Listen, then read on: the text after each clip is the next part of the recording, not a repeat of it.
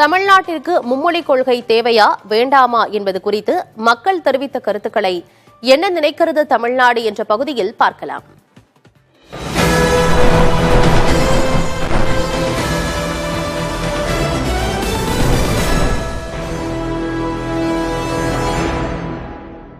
இருமொழி கொள்கையை தான் எங்களால் ஏற்றுக்க முடியும்.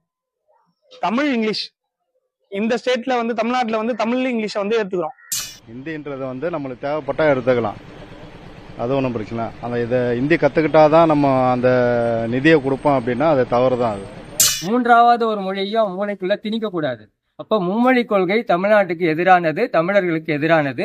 இருமொழி கொள்கை தான் ஏற்புடையது. ஆங்கிலம் எல்லாருக்கும் தேவைப்படுறதுனால ஆங்கிலம் ஓகே, ஆனா மும்மொழி கொள்கை கண்டிப்பா நிச்சயமா தமிழகத்துக்கு தேவையில்லை.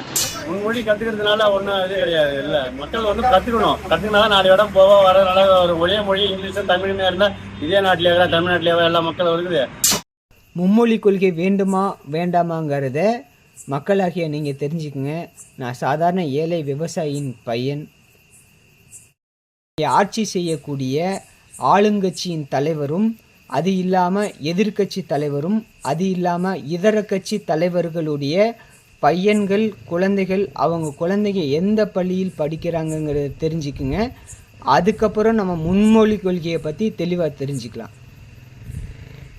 தமிழக முதல்வரின் மகன் அரசு பள்ளியில் படித்தாரா மற்றும் எதிர்கட்சியின் தலைவர் மகன் அரசு பள்ளியில் படித்தாரா மற்றும் இதர கட்சி தலைவர்களின் மகன்களும் அரசு பள்ளியில் படித்தார்களா?